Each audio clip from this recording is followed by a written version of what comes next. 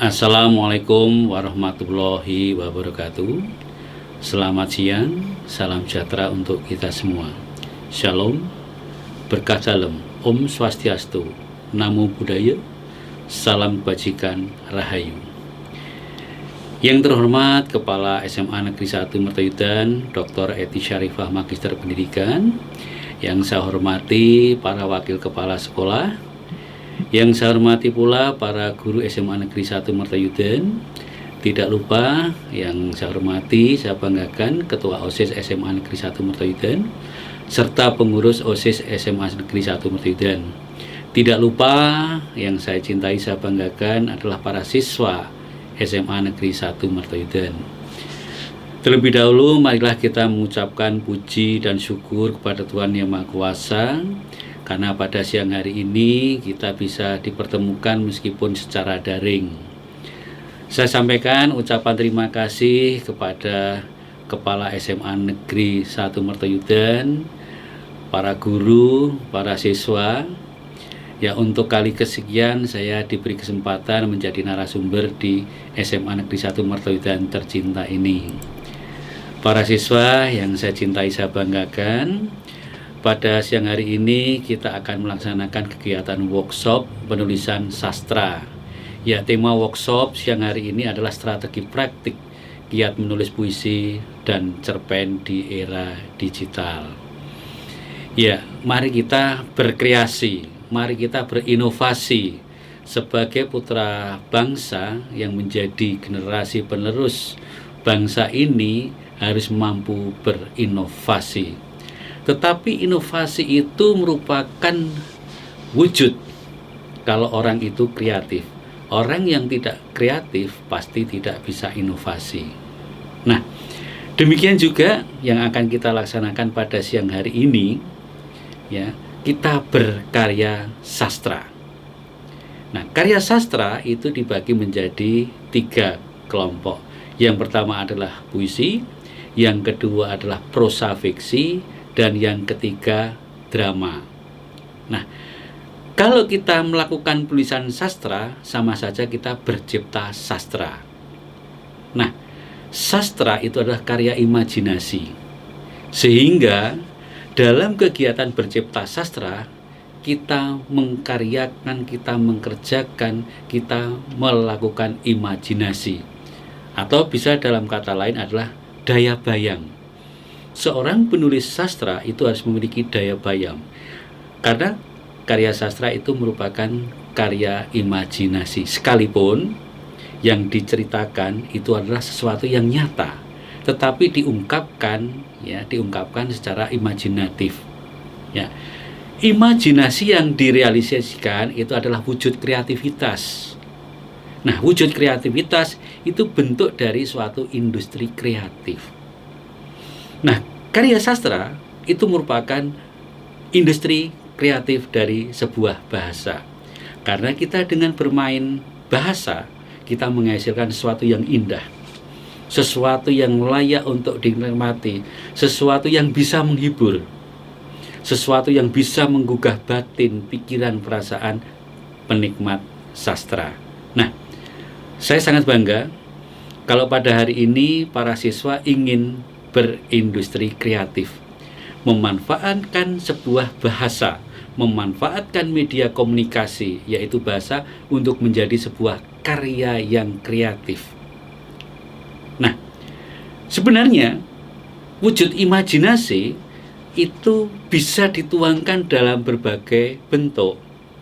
Bisa dituangkan dalam bentuk gambar. Ya, kita melakukan imajinasi kita melalui gambar-gambar, bisa gambar di kanvas, bisa gambar di dinding, maupun di tempat yang lain. Nah, kemudian juga bisa melalui video. Nah, saat ini teknologi informasi, ya, media digital itu berkembang sangat pesat. Banyak imajinasi, banyak ungkapan perasaan dalam bentuk video diunggah, sudah melalui laman YouTube atau mungkin IG dan lain sebagainya. Sehingga hanya dari tempat yang kecil, lingkup yang kecil, dikerjakan oleh beberapa orang, tetapi bisa dinikmati oleh semua orang yang ingin menikmati karya kita. Bahkan tidak hanya Indonesia, tapi juga internasional, luar negeri bisa menikmati. Nah, juga bisa diungkapkan melalui lagu. Sebenarnya syair lagu itu juga merupakan salah satu bentuk puisi. Hanya lagu itu dimusikalisasi, dinyanyikan dengan enak, dengan indah, dengan titi nada yang memberikan sebuah ungkapan itu seperti bisa dirasakan oleh penikmat lagu itu. Nah, kemudian juga imajinasi itu bisa diungkapkan dalam bentuk tulisan. Nah, inilah yang akan kita laksanakan, inilah yang akan kita lakukan, inilah yang akan kita kerjakan. Tulisan sebagai ungkapan pikiran yang kita imajinasikan dalam bentuk puisi dan cerpen. Nah, tulisan tidak hanya puisi cerpen, tapi bisa dalam bentuk naskah drama. Nah, ini merupakan wujud dari jenis karya sastra yang ketiga, yaitu drama. Tetapi drama itu akan dipentaskan jika sudah ada naskah. Naskah itu wujud tulis ya dari seorang penulis. Nah, sekarang tentu saja penasaran bagaimana dengan membuat cerpen. Siapa yang pernah buat cerpen? Sudah ada? Semoga yang sudah ini menambah wawasan. Bagi yang belum, mungkin ini menjadi sebuah pengalaman awal, pengalaman yang menarik, pengalaman yang menantang untuk membuat sebuah cerpen. Ya, untuk bisa membuat, tentu saja kita harus mengenali dulu apa itu cerpen, bagaimana dengan cerpen. Nah, secara umum, cerpen itu dibagi menjadi 3. Yang pertama, cerita pendek yang hanya 1 halaman. Kedua, cerita pendek antara 4 sampai 15 halaman. Dan yang ketiga, cerita lebih dari cerita pendek, cerita panjang yang ditulis hingga 20 atau 30 halaman. Tapi ini bukan novel, tapi masih cerpen. Hanya halaman yang digunakan untuk memuat isi cerpen lebih panjang. Nah, mari kita kenali dulu ciri umum cerpen. Ya, yang pertama dari ceritanya. Tentu saja ini bagian dari karya sastra. Karya sastra itu bersifat fiktif, sekalipun yang diceritakan itu betul-betul peristiwa nyata, betul-betul merupakan kejadian. Tetapi cara pengungkapannya secara imajinatif, secara fiktif.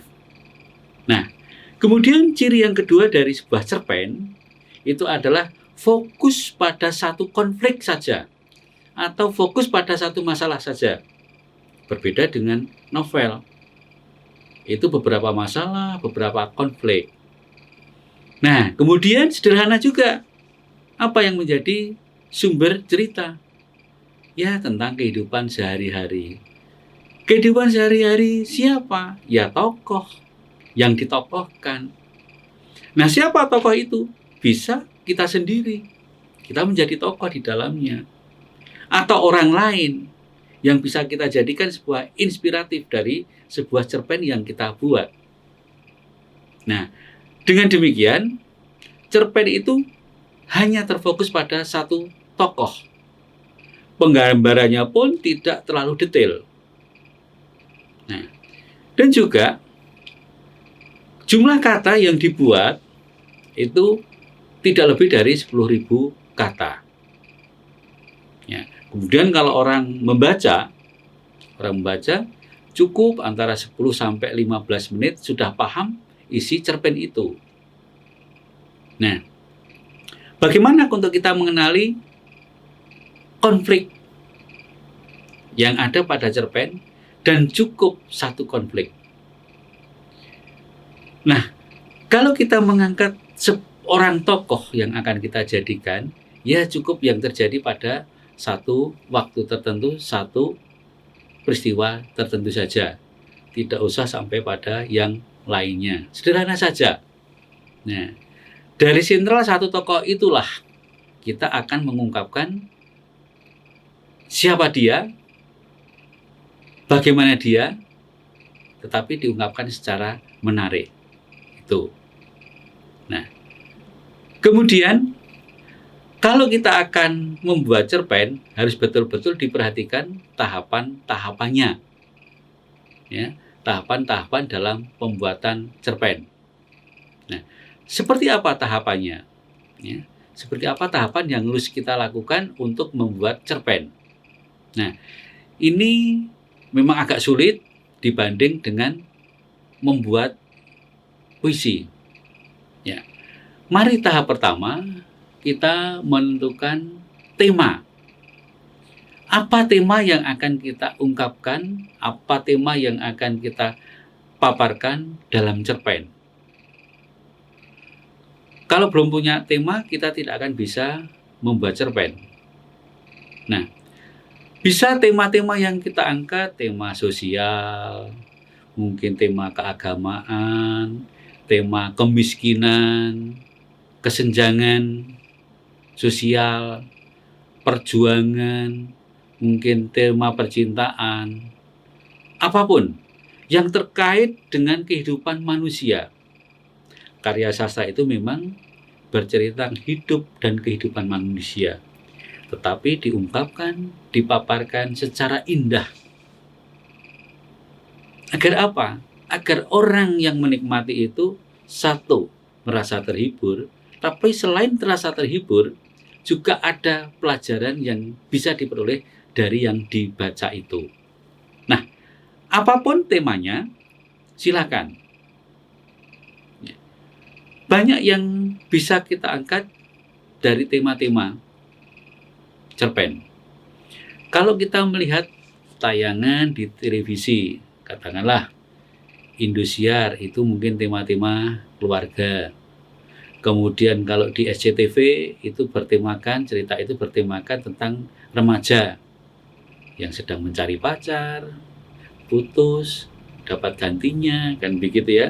Nah ini, jadi sesuatu yang diangkat, tema yang diangkat itu menarik untuk ditonton. Nah kemudian bagaimana selanjutnya? Tentukan sudut pandang. Ya, sudut pandang itu bagaimana seorang penulis akan menggunakan sentral cerita. Apakah sebagai orang pertama, aku dengan istilah aku, itu ketika aku bangun, nah itu menggunakan kata aku. Atau orang kedua, iya, dia. Atau dengan model orang ketiga, mereka. Sehingga ketika kita mengungkapkan tokoh, itu dengan istilah mereka. Kalau orang pertama dengan istilah aku.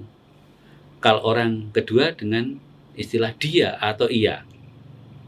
Nah, terkait dengan tokoh, ya, selain penentuan sudut pandang tadi aku, kemudian bagaimana tokoh itu dikarakterkan? Ya, apakah karakter yang halus, karakter kasar, jenis protagonis atau antagonis begitu. Nah ini. Nah kemudian tentukan alur.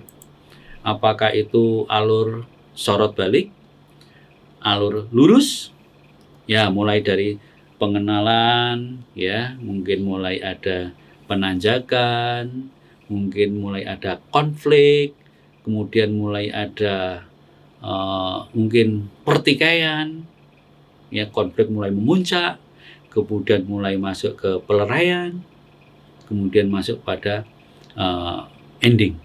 Nah ini, silakan tentukan alur. Apakah alur lurus, alur sorot balik, atau alur gabungan? Tentukan dulu. Cerita ini akan lebih menarik kalau diungkapkan dengan alur apa. Nah, kalau misalnya alur sorot balik, misalnya itu peristiwanya dulu dipaparkan, bla bla bla bla. Kemudian baru diuraikan mengapa peristiwa itu bisa terjadi. Nah, baru mulai dibongkar perlahan-lahan. ya. Jadi katakanlah itu konflik dulu, ya, konflik dulu, ramai puncak dulu, klimaks dulu, bla bla bla bla.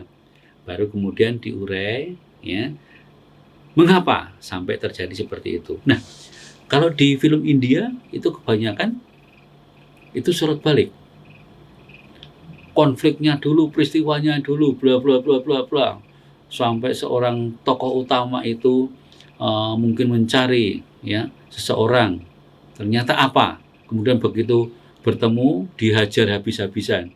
Ternyata mengapa? Oh, ternyata karena orang yang dicari itu dulu yang menjadi pembunuh orang tuanya. Nah, itulah kemudian mulai diurai bagaimana jalan cerita dari awal. Nah, ini silakan Anda akan menentukan apa. Ya, cerita itu bisa bercerita tentang Anda. Mungkin Anda mengalami suatu peristiwa yang sangat mungkin memilukan, atau mengesankan, atau menyedihkan. Bisa diungkapkan. Ya cukup, kalau memilukan saja. Mengapa sampai memilukan? Seperti apa peristiwa yang memilukan? Kalau itu peristiwa yang mungkin juga menjadi sebuah peristiwa yang menyedihkan, menyakitkan, seperti apa? Ceritakan. Atau itu proses perjuangan Anda yang bisa dari hidup, atau mungkin dari sesuatu yang berat, sesuatu yang tidak mungkin bisa dilakukan tetapi bisa dilakukan, bahkan perjuangannya bisa menghasilkan sesuatu yang seperti yang diinginkan, menjadi orang sukses. Silahkan, sederhana saja. Nah, selanjutnya dari alur itu, ya, kemudian kita mulai membuat draft. Setelah semua ditentukan, temanya, alurnya, penokohannya, karakternya, kemudian dari temanya sudah ditentukan, barulah mulai membuat draft awal cerita. Di cerpen, mulailah dengan narasi, paparan dalam bentuk paragraf. Buatlah paragraf yang menarik, ya, paragraf yang indah, ya. Mulailah dari suasana yang ada di awal, mulailah suasana dari yang ada di sekitar. Nah, dari draft ini jangan ragu-ragu untuk diungkapkan. Ya, karena pengungkapan itu nanti akan menjadi bagian untuk direview, untuk dibaca ulang, untuk diperbaiki. Buat saja, ya. Nah, setelah itu barulah tahap berikutnya mencermati kembali draft yang dibuat. Bagaimana perjalanan alurnya, bagaimana pengungkapan tokoh, bagaimana tentang klimaks, bagaimana tentang peleraiannya, bagaimana tentang endingnya. Nah, itu.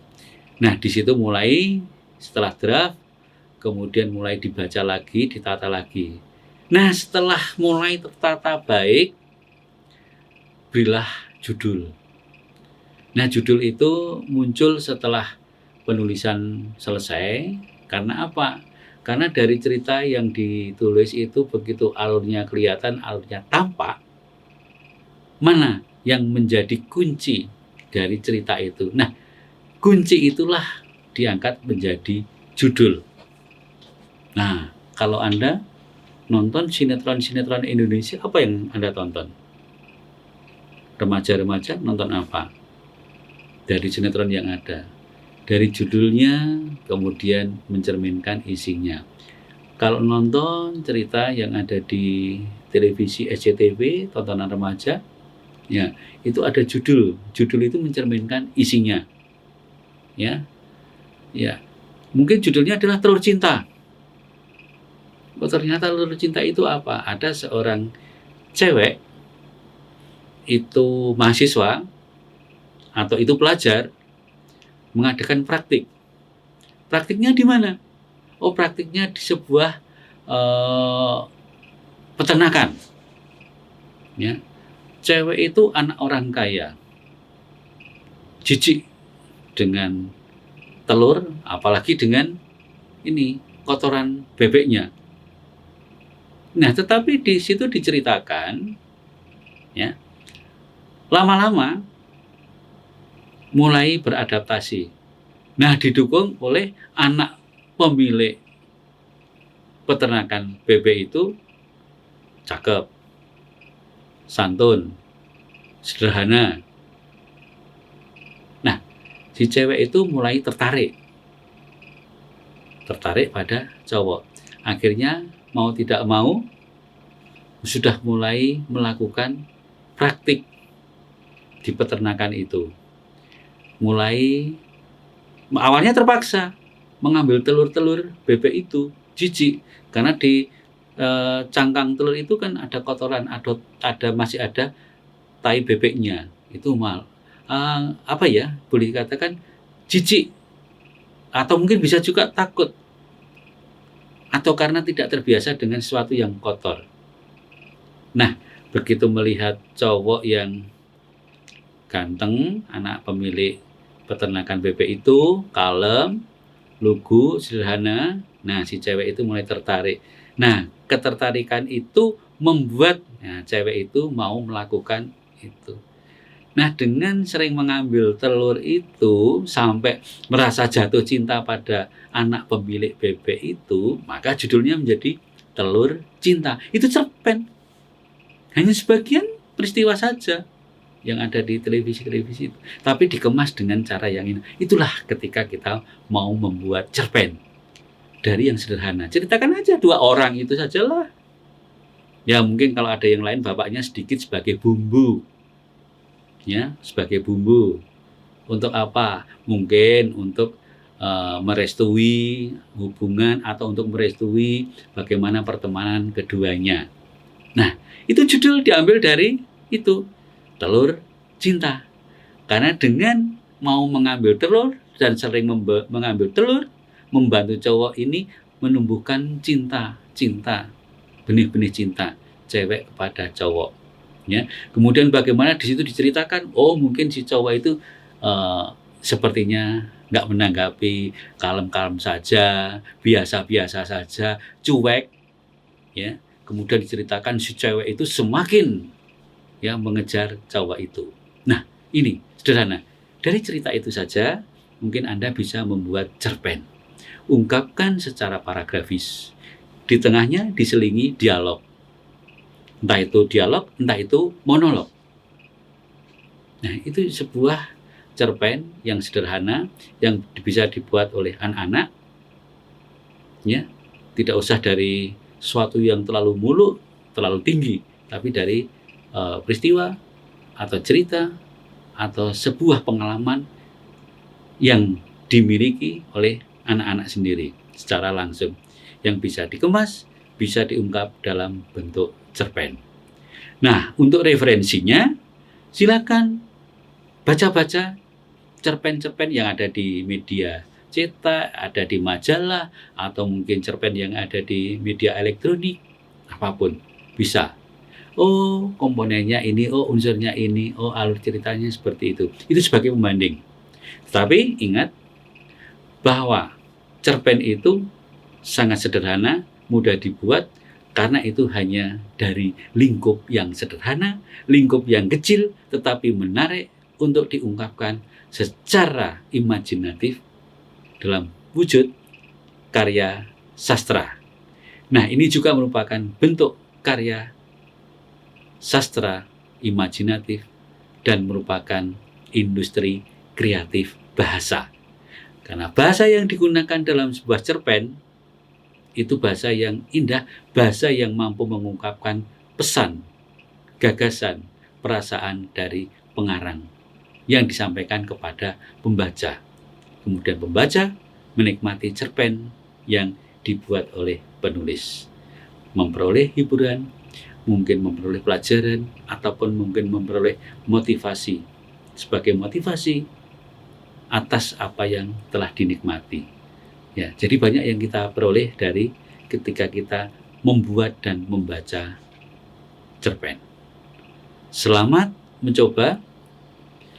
Lain waktu kita bisa bertemu untuk diskusi dari hasil cipta sastra para siswa.